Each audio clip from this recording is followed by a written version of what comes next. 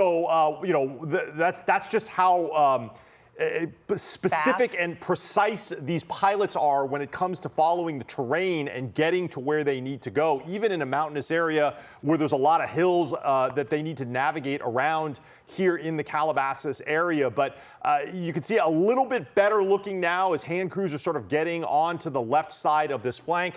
And as they're marching in a line, this is what they practice and train for. You know, when you think about it, the work that they have to do, imagine, essentially it was told to me once by a firefighter, imagine the most strenuous yard work you have ever done in your life at your own home, but you're wearing 70 pounds of gear, and there's a giant fire burning next to you. That's what the work is like, and they do it all the time, and they put their lives on the line to do it. And you can see there's two sets of hand crews now. It's very hot where this particular crew is standing. That earth is just newly burned. It's a very high temperature, and look at all the gear that they have to go through. But they're going to start making that area safe, either by putting water on it or by breaking up some of the vegetation there to make sure that these fire lines do not expand. But look at how fast this fire ignited, burned through the fuel, and now is hopefully running out of steam, so to speak here. A couple more water drops and works from the hand crew hopefully will start to blunt the progress of some of these flanks of this fire. It's difficult to tell with SkyCal near the top of the screen if there's still something burning over the top of that hillside, but we know as fires reach the top, they kind of slow down as they go down the other side. Yeah, it's interesting that we don't see flames anymore. When we first put this into view, there were flames on all sides of this. So those airdrops really working. And as you see, those hand crews, as you say, with that heavy gear, made it so quickly up there. So they are going to continue, of course, this firefight. In some ways, it's a good test run, right? This is a type of fire. It's in vegetation that burns very quickly. They can kind of get their equipment in, see how to really get in there quickly and they're doing that with it moderately burning uphill there. So we will continue to watch this, and for now we leave you here, but we're going to send you over to the 10 at 10. CBS LA Mornings starts with breaking news. Good morning and welcome to the 10 at 10. Today is Wednesday, May 27th. I'm Amy Johnson. And I'm Chris Holmstrom. We begin with that breaking news we've been following in the 9 o'clock hour. A brush fire burning in Calabasas. This is being called the Jasper Fire. Let's go ahead and go to Site Manager Mark Liu with what we're learning. This fire is burning in the Calabasas area. Mark, what do we know about it? It looks like crews are doing a pretty good job so far. Yeah, so it's about 45 minutes old. LA County Fire responded about 9:30 this morning to the area of Mulholland Highway and Las Virgenes Road for the report of a brush fire startup, and you can see what so far this brush fire has been able to do in about the past 40 minutes. Light flashy fuels here. This fire burned very rapidly up this hillside in Calabasas with low dry grass there. Now that moves very fast when it burns, but the flame lengths don't get very high. LA County Fire now has Fire 21 there. It's one of their fire helicopters, did already do a water drop, is now circling again. Very likely we're going to see another water drop here from that Firehawk, as it may have just gone over to a nearby lake to get some water. There's multiple hand crews from LA County Fire down there. Good news, there are no real structures in the path of this fire right now. This is a pretty rugged area. There are a couple of ranches out there, a parking lot. There's another one of those precision water drops, 1,000 gallons from the belly of that Sikorsky Firehawk right on that flank there that was still burning near the top of the hill. This is the second good water drop that we have seen. It's really put some cooling action on this fire.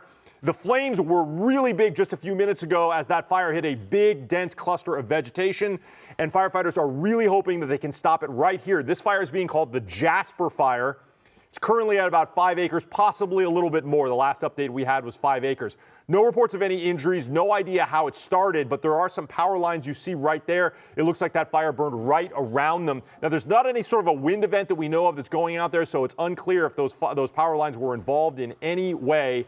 Temperature's about 60 degrees out there, so not terribly hot. That's going to help firefighters. But they're really worried about these little spots that we see there with SkyCal, those little bits of fire that if left unattended can really take off, as this fire is now moving from an area that had that light flashy fuel, that low dry grass, into an area where there are larger trees and shrubs. That's where they're going to get those big flame lengths and that intense heat if this fire takes off. So those ground crews are working to get over to that side. Unfortunately, it's on the far side of where those ground crews are, but Chris and Amy, they are working down that. It's LA County Fire hand crews doing their work, and they're trying to get a handle on this fire as best they can. Yeah, fire crews doing a great job on the ground, in the air as well. Mark, thank you so much. Let's go to next weather meteorologist Alex Bista now to talk about the condition that fire crews are working with. And Alex, you said this is actually, it's not too bad as far as wind's concerned. Exactly. The good news is conditions are quite favorable as we are looking at onshore winds, lighter winds as well. We don't have any wind advisories in place, and humidity is up. So what I want to do first is I want to show you the current conditions of where this fire is burning in Calabasas. We've got winds generally between 5 to 10 miles per hour, gusting up to about 10. So yes, we are seeing some areas of some stronger gusts, but again, no wind advisories, no high wind warnings. And I wanted to show you the relative humidity at 65%. So generally, when we see humidity values down into the teens and single digits, that is when we start to see issues like red flag warnings in place, critical high fire danger. So that's not necessarily the case today, and that's a really good news again for those firefighters and of course the firefighting effort. Let's talk about the next 4 hours in Calabasas. The clouds will stick around. The cool temperatures will stick around as well, and a lot of the humidity too. I mean, earlier today, we did get some reports of drizzle, a little bit of light rain. That is also possible in some areas, not necessarily the Calabasas area, but some areas as we go into this afternoon, that chance for some drizzle, and that will continue as we go into tomorrow too. So the good news is we've got favorable conditions as far as the firefight. Of course, we're going to talk a little bit more about your extended forecast coming up in just a few minutes. For now, we'll send it back to you. All right, Alex, thank you. I know you're keeping a very close eye on the conditions near that fire. All right, let's get to story number one now. This is the big story we've been following for about a week. All evacuation orders have been lifted following the chemical tank crisis in Garden Grove. And now people who were forced out of their home for days are turning their anger toward the company at the center of it all. CBS LA's Tina Patel is live at the Emergency Command Center in Cyprus with what happened at a city council meeting last night. Tina, we know it got heated. Yeah, and we're going to